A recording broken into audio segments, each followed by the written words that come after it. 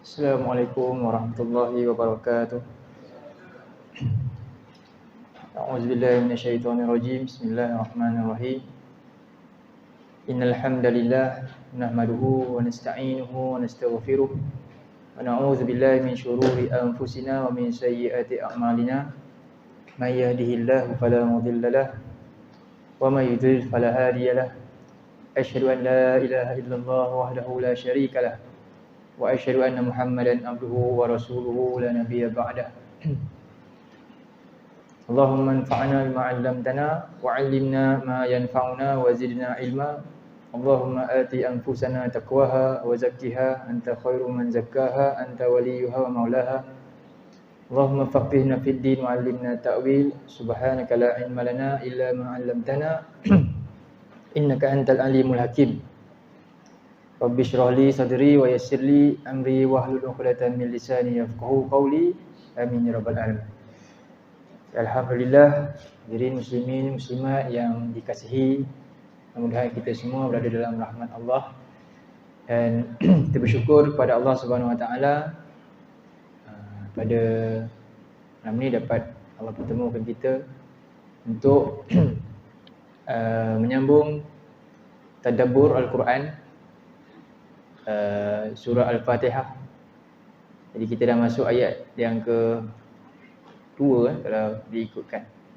Jadi sebelum tu kita nak timbulkan satu persoalan dan penjelasan lah daripada sebuah ayat. Jadi soalan dia apa? Kenapa saya ataupun kita semua tadabbur Al-Quran? Itu soalan dia. Kenapa kita tadabbur Al-Quran dan apakah ayat yang menjadi pegangan kita, dan mudah-mudahan kita buat atas dasar berimannya kita kepada ayat tersebut.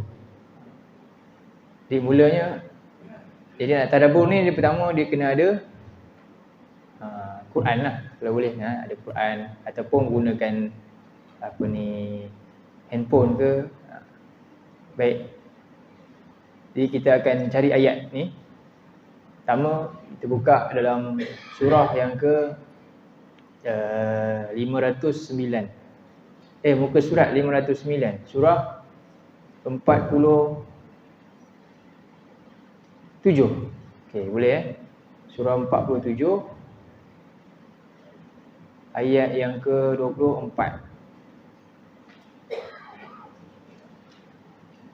Ayat 24. Muka surat 509.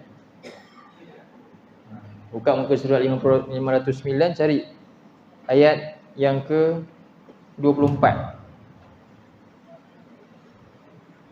Okey.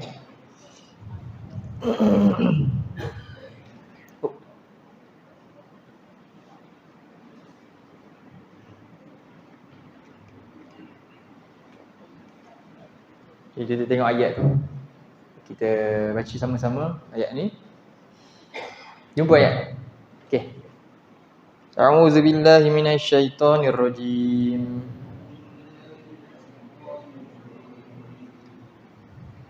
Afala yatadabbaruna al-Qur'an am 'ala qulubin aqfaluha. Itu soalan dia. Itu ayat dia. Ayatnya. Kita ulang lagi sekali. A'udzubillahi minasyaitonirrajim.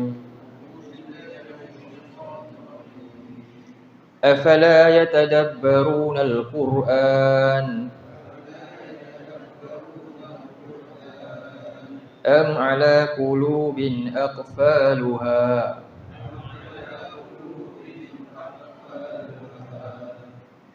Cukup.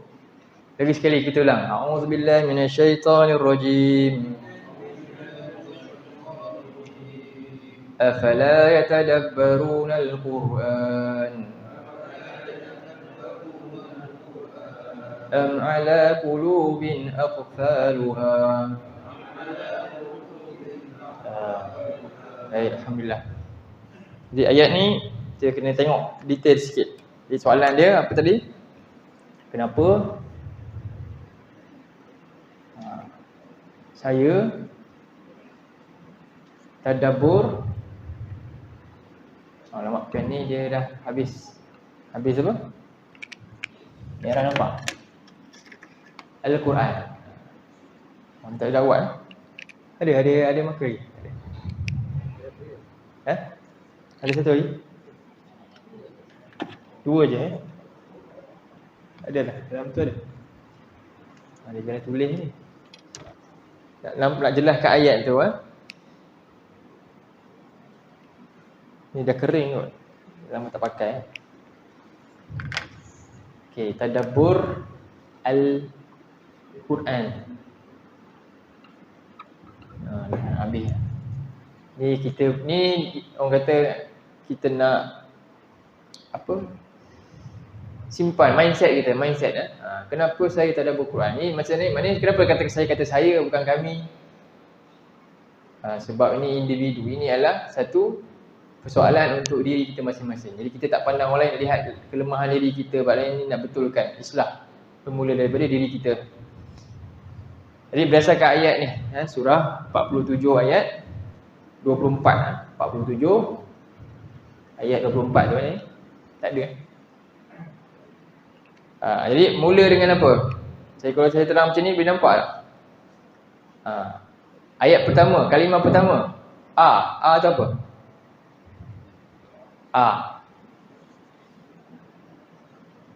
Boleh? Jadi A ni apakah? Allah tanya apakah? Itu asal makna dia lah. A tu disebut hamzah istifham, huruf tanya. Macam tu. Kemudian situ kena tulis tu. Nanti tak nampak. Jadi tadabbur ni maknanya kita nak memahami, menyelami makna yang tersurat. Sekarang kita baca terjemahan. Betul? Terjemahan macam tu. Cuba baca terjemahan dia apa? Baca ramai terjemahan dia. Dia kata apa? Mengapakah? Ada lagi? Okey, jazakallah. Ada kot ya. Okey, alhamdulillah. 47 ayat 24. Okey, mula dengan A.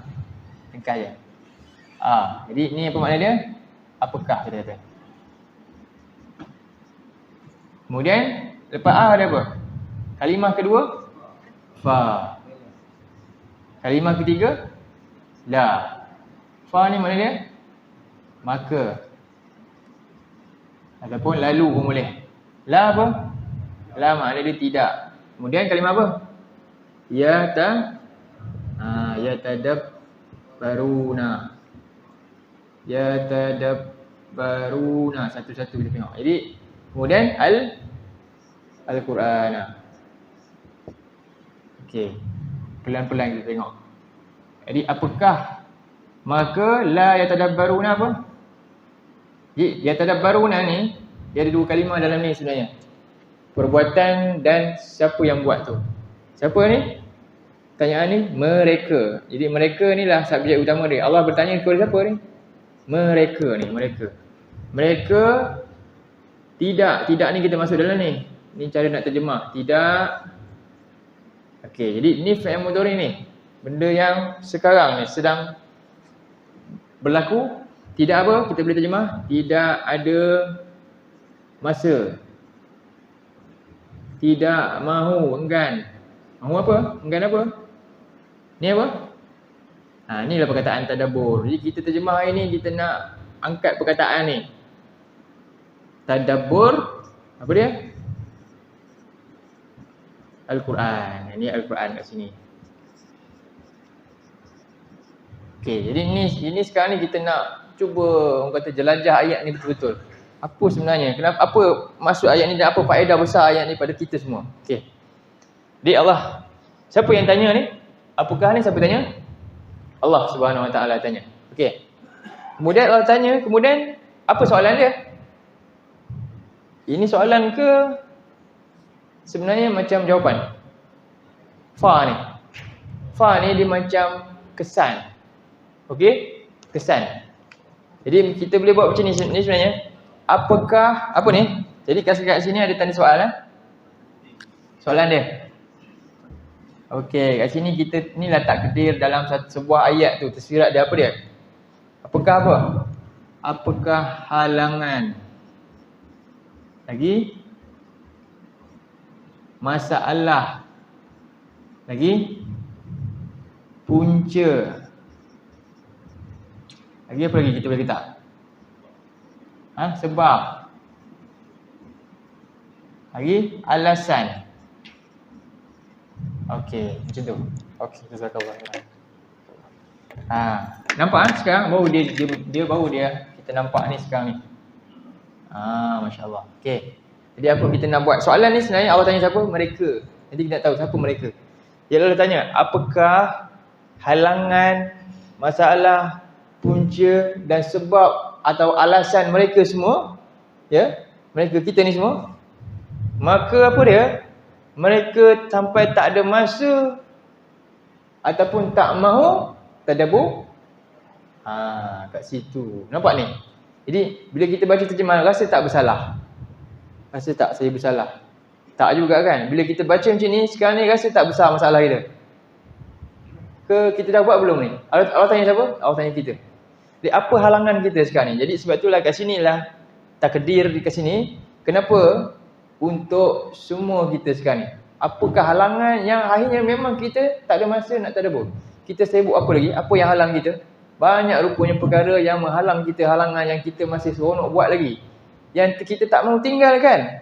Itulah halangan yang menyebabkan akhirnya apa? Tak ada masa kita nak tadabbur Quran. Sampai macam tu sekali. Apa itu tadabbur? Tadabbur ni korang-korang mesti buat 4 praktis ni. Bila sampai 4 ni itulah tadabbur. Apa dia pertama? Tadabbur ni pertama baca lafaz itu. Tengok. Lepas baca yang kedua fahami makna. Dan yang ketiga dapatkan ibrah dia, pengajaran dia. Dan yang keempat kesan dan tindakan. Dapat ini dah 4 ni nama dia tadabbur. Jadi Allah tanya, apakah halangan masalah mereka ni semua? Lalu mereka tak ada masa nak tadabbur Quran. Faham ayat ni? Okey. Nak analogi mudah dia macam ni. Sekarang ni Al-Quran ni sesuatu yang macam mana? Istimewa ke ataupun tidak? Quran ni sangat istimewa. Bahkan tak ada benda lain yang Nabi kata dalam hadisnya antaranya. Nabi kata apa? Nabi suruh Iqra'il Quran, bacalah Quran. Fa innahu, kerana sesungguhnya Quran ni nanti ya'ti yaumal qiyamah, dia akan datang nanti pada hari kiamat, syafi'an li ashabi, untuk beri apa? Pertolongan kepada siapa? Ashabi. Ashabihi. Apa maksud ashabihi ni? Jadi Nabi suruh kita baca Quran kerana Quran itulah nanti akan beri pertolongan kepada orang yang bersahabat dengannya. Kenapa sahabat Nabi digelar sahabat Nabi? Kenapa Abu Jahal tak digelar sahabat walaupun dia hidup zaman Nabi? Sebab sahabat Nabi layak digelar sahabat sebab dia bertemu Nabi dan sentiasa bersama dengan Nabi dalam perjuangan Nabi. Dia tak pernah, walaupun susah, walaupun senang. Senang ke, susah ke, apa saja, sehidup semati dengan siapa? Rasulullah, iman dia, betul? Jadi siapa sahabat Quran? Bila? Dia buat apa? Lagi? Bersama dengan apa yang Quran perintah. Quran ni kitab perjuangan dalam ni kan? Apa yang Quran suruh buat, dia buat. Dia sungguh-sungguh berjuang dengan apa yang ada agenda Al-Quran dalam ni. Itulah sahabat Quran. Langkah nak dapatkan tu mesti sentiasa baca dia. Baca ni maksudnya yang ni lah. Maksud hadis ni baca ni lah. Itulah sahabat dia. Sehidup sematinya dengan Quran. Susah senangnya dengan Quran. Bila ada masalah, dia cari Quran. Bukan ada masalah cari lagu, bukan. Itulah sahabat. Nabi kata ni. Ada tak Nabi kata, bacalah WhatsApp banyak-banyak ke? Bacalah surah khabar, nanti dia akan tolong kamu. Tak ada. Carilah harta banyak-banyak, nanti harta tu boleh tolong kamu hari kiamat. Ada tak? Tak. Nabi kata, baca Quran, dia yang akan beri syafaat. Ramai tak yang buat. Jadi apa halangan mereka daripada baca surah Quran tadi? Allah tanya, apakah halangan mereka ni sibuk dengan yang lain tu? Mereka tak tahu ke yang ni lah nanti nak beri syafaat dan yang nak bantu kita? Tapi manusia tinggalkan. Baik. Jadi Quran ni dalam hadis Nabi juga, Nabi sebut ma'dubatullah. Hidangan istimewa daripada siapa? Daripada Allah. Okey? Hidangan sangat istimewa daripada Allah. Baik. Seorang ibu, anak dia balik dari jauh asrama, lama tak jumpa, ibu dia pun anak dia seronok ni. Anak dia balik rumah. Ibu dia ni, dia buat apa? Dia nak siapkan hidangan istimewa untuk anak dia. Okey. Jadi ibu dia beli ikan paling mahal dan ramuan yang paling sedap dan dia pun masak. Kan? Lalu dia hidangkan untuk anak dia ni. Tiba-tiba anak dia tak nak makan. Apa ibu dia buat? Tanda ibu dia sayang. Dia buat apa? Dia tanya. Macam Allah tanya kita ni. Dia tanya apa? Mengapa tak nak makan? Kenapa tak nak makan? Jadi cara nak makan makanan kena buat apa? Bau je ke? Tak. Apa dia? Duduk elok, nikmati sungguh-sungguh kan? Selera makan bagi boleh masuk kat mana? Perut. Cara kita nak makan Quran macam mana? Nak nikmati Quran macam mana? Tadabbur. Tu Allah tanya ni. Quran di sisi Allah ni dia. Ibu tadi apa? Itu yang disediakan makanan dia. Jadi ditanya anda, kenapa tak nak makan?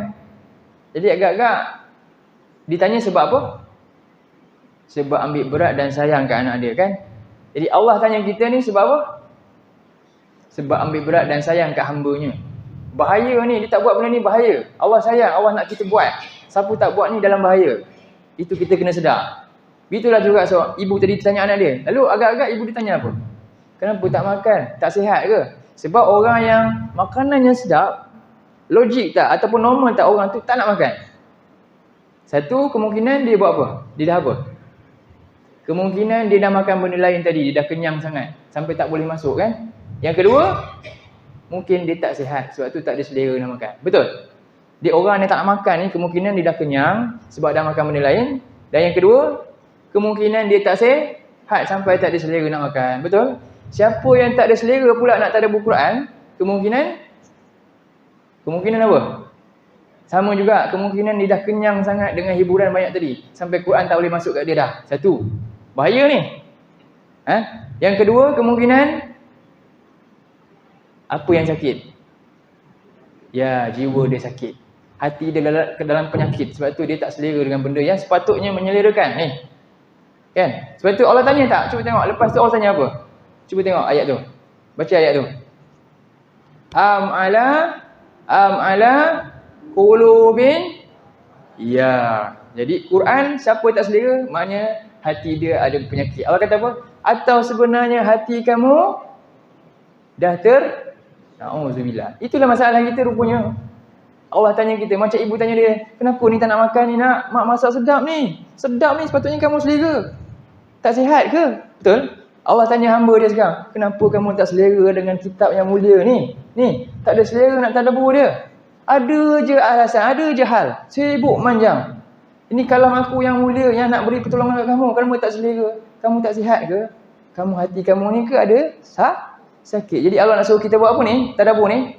Rawat.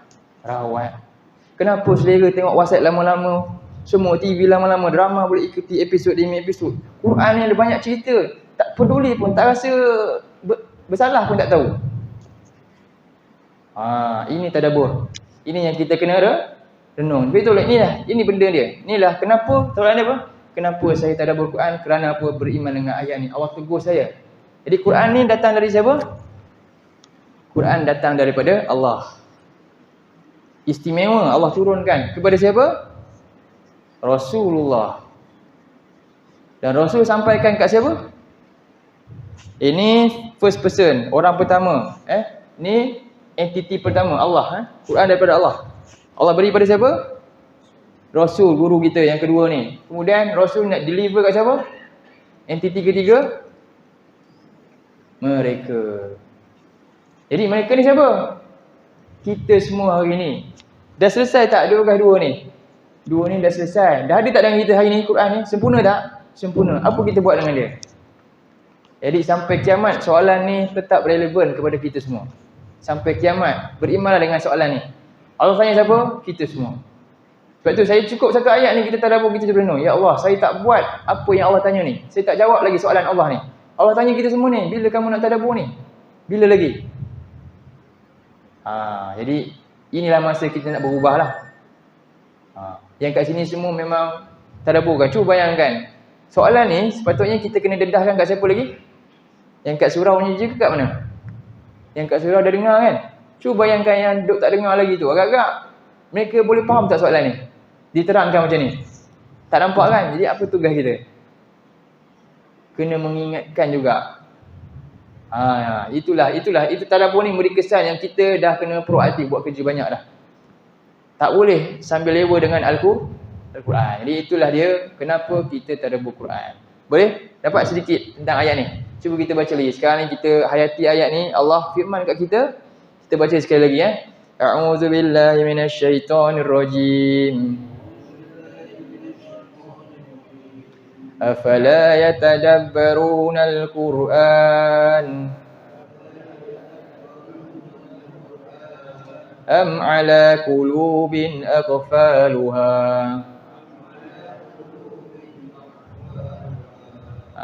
Apakah yang menghalang hamba-hambaku ni mereka semua untuk merenungi, memahami isi kandungan Quran ni, lama-lama dengan dia, nikmati dia. Atau mereka ni rupanya ada penyakit, ada hati yang tertutup. Itulah Allah tanya kita. Ya Allah, kita kena rasa benda ni. Soalan ni tuju pada apa? Kita masing-masing secara personal.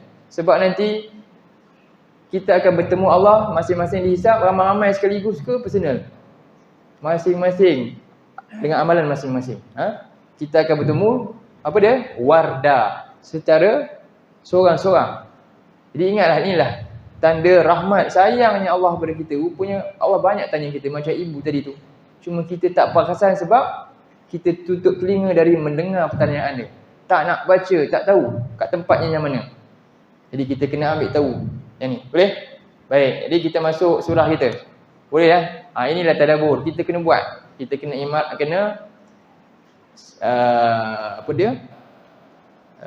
semarakkanlah tadabbur Quran ni. Okey. Macam dah cukup dah kan tadabbur kita kan hari ni ayat ni. Okey, kita masuk surah Fatihah.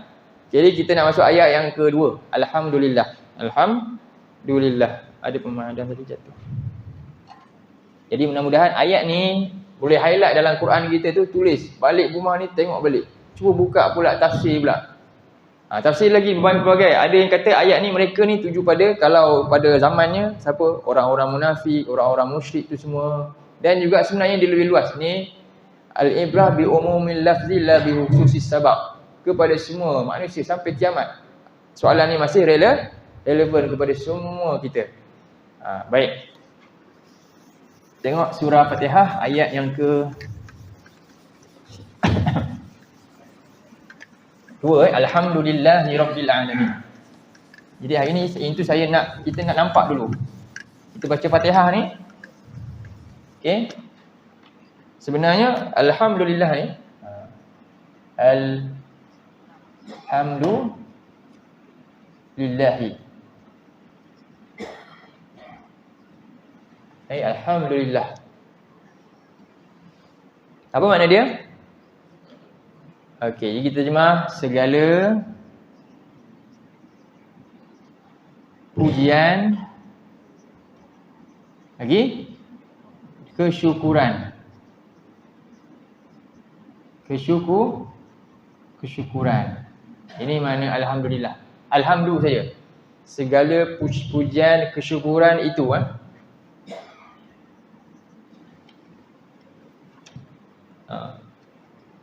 lillahi, bagi Allah. Baik. Di dalam sebuah hadis, hadis qudsi, bila hamba baca je, kita baca alhamdulillah, Allah jawab. Alhamdulillahirabbil alamin. Allah jawab apa? Hamidani abdi. Hamba-ku memujiku. Ar-Rahmanir Rahim. Allah jawab. Majjadani abdi, hamba-Ku menyanjung memujiku. Kemudian Maliki Yaumiddin, Allah menjawab, Asna alaiha abdi, hamba-Ku menyanjungku. Tiga-tiga tu. Itu hadis qudsi tu disebutkan. Jadi alhamdulillah ni sebenarnya kenapa kita puji Allah? Soalan dia. Kenapa kita wajib memuji Allah? Dan kewajipan memuji Allah ni setiap tertentu ke ataupun setiap kali? Setiap masa. Setiap masa. Kan? Sakit kena tak juga sebut? Macam mana? Kalau dah langsung tak boleh gerak, kena juga tak? Kurang-kurangnya dalam hati. Kena kan? Pakai mata. Solat. Jadi dalam solat. Sebab itulah kewajipan menyebut ni Allah wajibkan dalam apa? Solat tu. Alhamdulillah. Dan sebab itu Nabi kata dalam hadis yang Nabi ajarkan kepada Aisyah tu, bila senang, bila dapat nikmat, apa nak sebut? Okey, satu, bila dapat nikmat. Okey, dalam nikmat, bila beroleh nikmat, sebut apa? Alhamdulillah je. Ini tak cukup ni. Apa nak sebut bila dapat nikmat? Alhamdulillah alladhi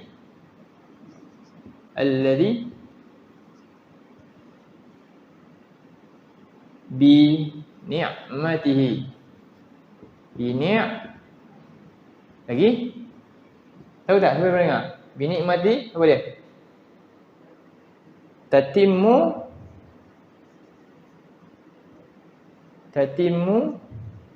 as-salihat.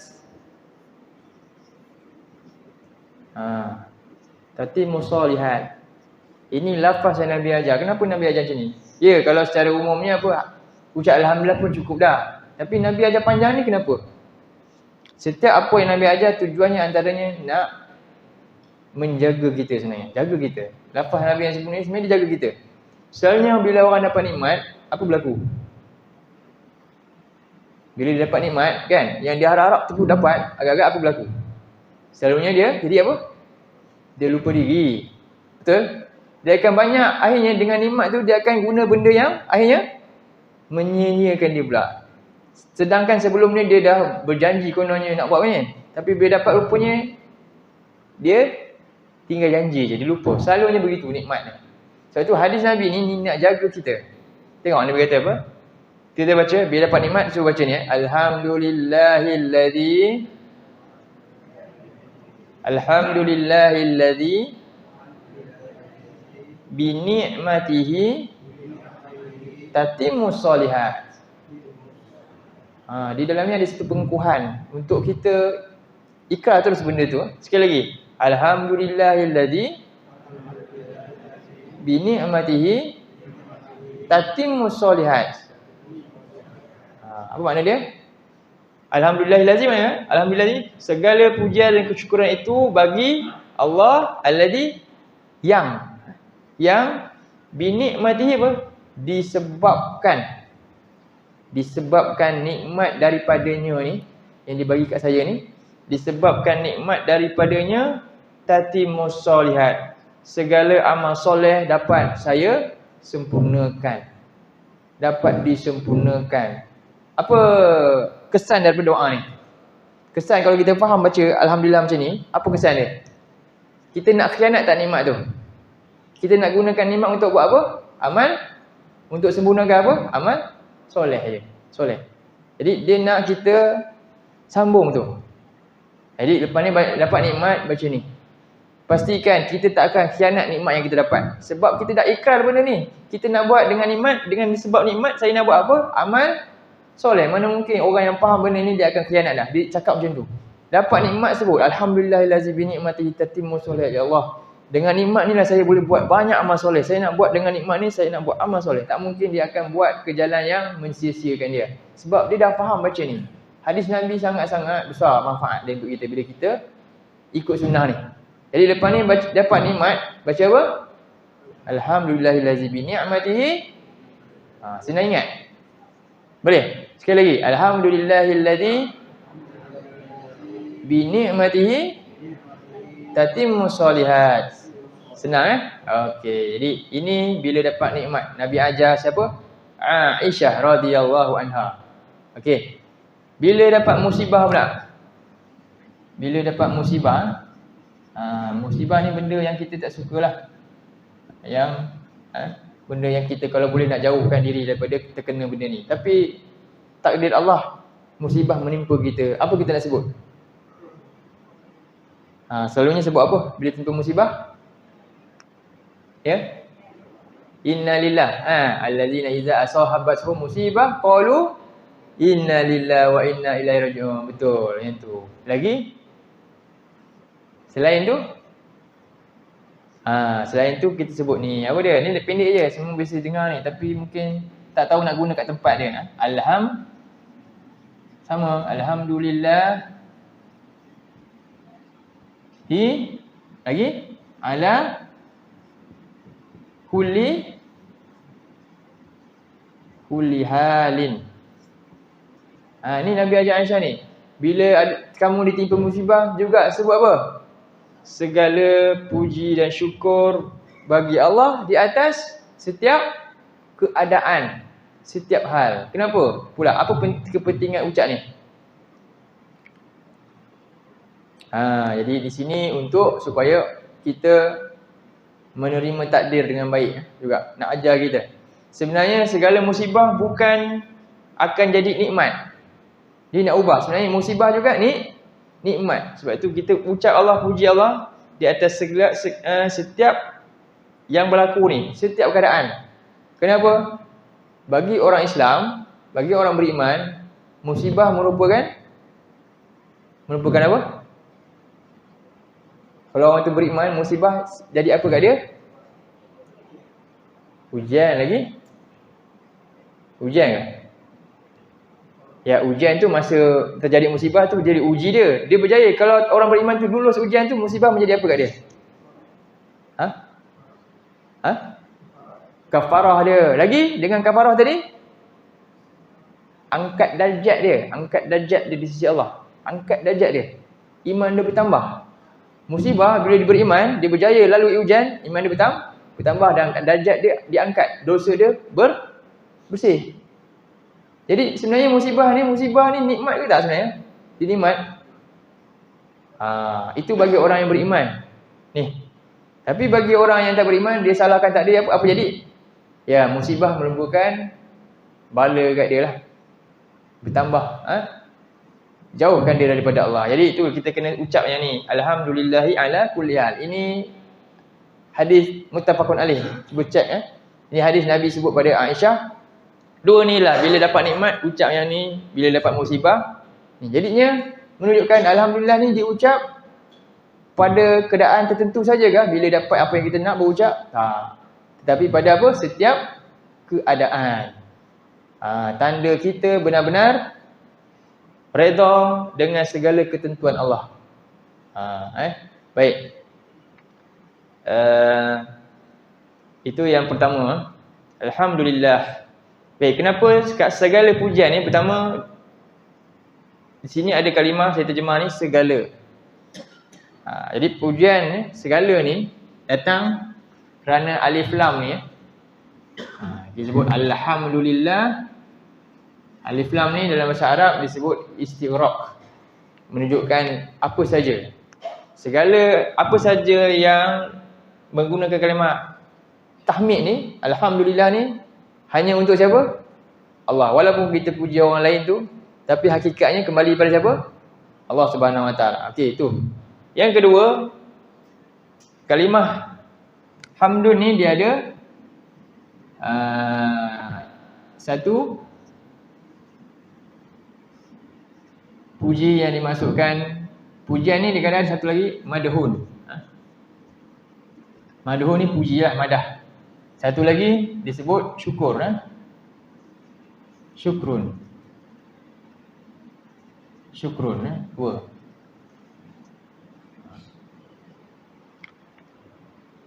Dan alhamdulillah ni diucap hanyalah dia gunakan kalimah pujian ni hanya ucapan yang dia puji sebab betul-betul kenal. Ada orang dia puji sebab ikut orang puji. Faham Contohnya kawan dia puji, oh dia ni bagus dia ni. Dia ni sekian-sekian ni. Kawan ikut saja. Tapi bila alhamdulillah ni itu disebut madah. Itu bukan tak disebut hamdun, disebut madahun. Jadi madah ni puji saja. Tapi dia tak kenal pun orang tu. Tapi untuk hamdun ni puji dia sampai kepada maksud sebenar bila dia kenal siapa yang dipuji. Dia faham? Sebab itulah di sini tak cukup dengan puji, tapi mesti apa? Bukti dia puji dan kenal, apa dia buat? Syukur. Sebab tu kita nak terjemah sebenarnya yang tepat makna dia segala puji dan syukur. Barulah sampai kepada makna alhamdulillah. Apa makna syukur? Syukur ni maknanya taat. Syukur asal makna dia taat, syakara ni menghargai jasa tu dengan cara apa? Mentaati orang yang berjasa tu. Faham? Contohnya kita bersyukur, terima kasih kepada ibu kita. Apa tanda betul-betul dia syukur? Dia syukur kepada ibu dia. Dia balas jasa ibu dia buat apa? Ibu dia suruh ini, dia buat, semua dia buat. Itulah betul-betul dia syukur. Dia taat, dia tak langgar langsung perintah. Dia buat saja. Jadi itu bukti apa? Dia begitulah kita dengan Allah ni. Sebab itulah syukur ni dalam ni cuba buka surah 34 ayat 13. Ayat panjang sikit tapi kita nak tengok kepada syukur ni maknanya amalan. Amal Amal.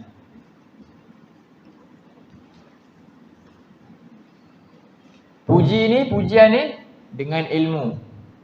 Puji dengan kenal tadi atas dasar ilmu. Kita ucap alhamdulillah rupanya dengan kerana apa? Betul-betul kenal. Dan menjadikan kita ni betul-betul nak syukur dengan amalkan. Cuba tengok surah 34 tu ayat 13. Muka surat berapa? 4.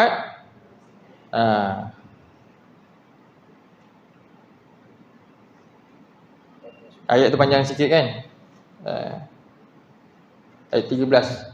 Jadi mula dengan apa perkataan tu? Ya'malun. Apa tu? Ya'malun ni amal lah. Mereka bekerja keras. Mereka ni lahu apa?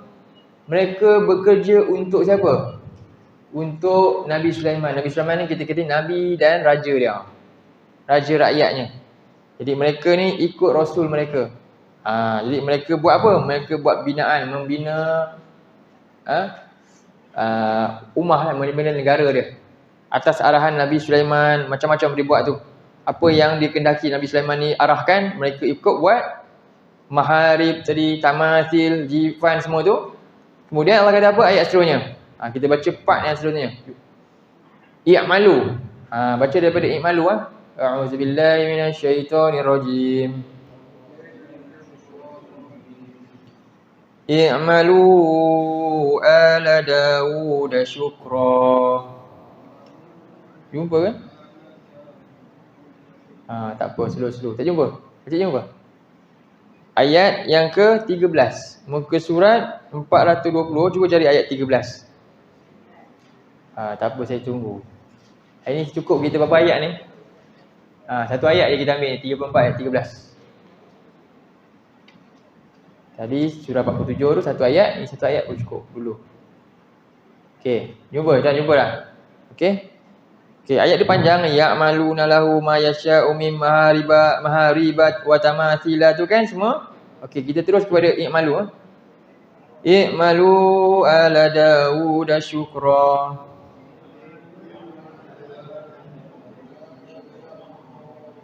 Fa qalilum min ibadiyasy syakur. I'malu apa dia? Allah perintah tu. Bekerjalah kamu wahai umat Nabi Daud. Pengikut siapa?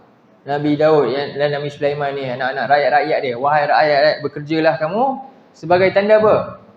Syukur. Tu dia syukur. Jadi syukur ni maksudnya amal. Syukur maknanya apa? Amalan. Dengan perbuatan.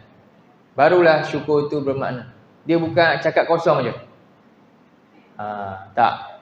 Dan wa qalilum min ibadiyasy syakur, dan sedikit dari kalangan hamba-hamba yang bersyukur, hamba-hambaku yang bersyukur dia. Jadi nak syukur ni sebab apa? Syukur ni nak kena buat kerja, kena korban, kena amal banyak.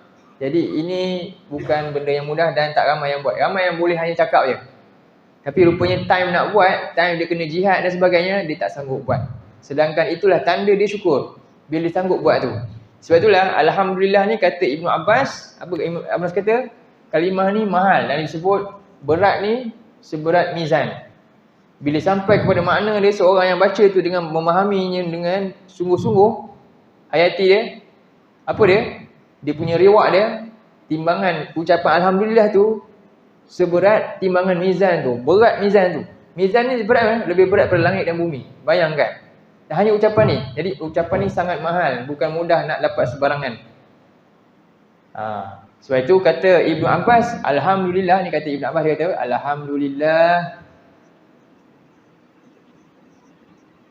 alhamdulillah kalimatu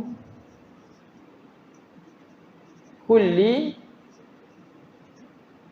syakir.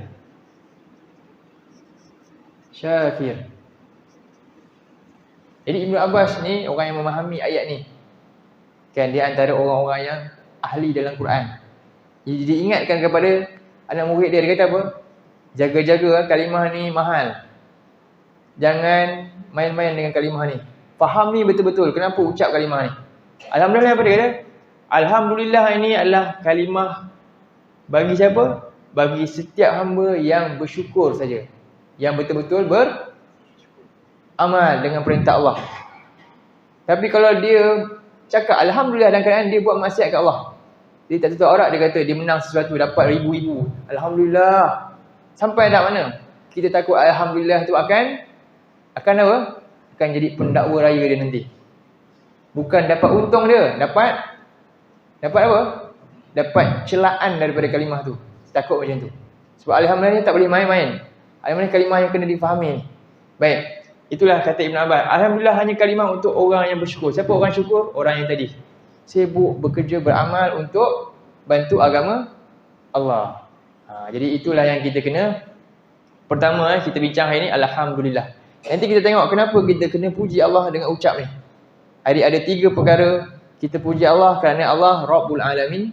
Yang kedua Allah Ar-Rahmanir Rahim, dan yang ketiga Allah Malik Yaumiddin. Nanti kita akan pergi 3 ayat. Sebenarnya 3 ayat ni adalah termasuk dalam tajuk alhamdulillah. Walaupun kita baca Ar-Rahman Ar-Rahim tak ada sebut alhamdulillah lah. Tapi sebenarnya apa dia? Alhamdulillahirabbil alamin. Ayat kedua, ayat ketiga Alhamdulillahirrahmanirrahim. Ayat keempat Alhamdulillah Malik Yaumiddin. Itu sebenarnya. Itulah rahsia. Nanti kita bincang. Macam mana kita tahu benda tu?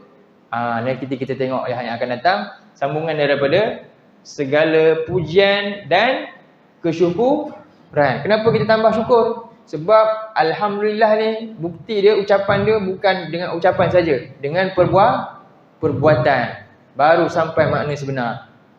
Okey? Jadi itu saja untuk malam ni. Qulu qauli hadza wa astaghfirullah azim li wa lakum. Ingat ni ayat yang kedua, kita akan sambung Rabbul Alamin seterusnya.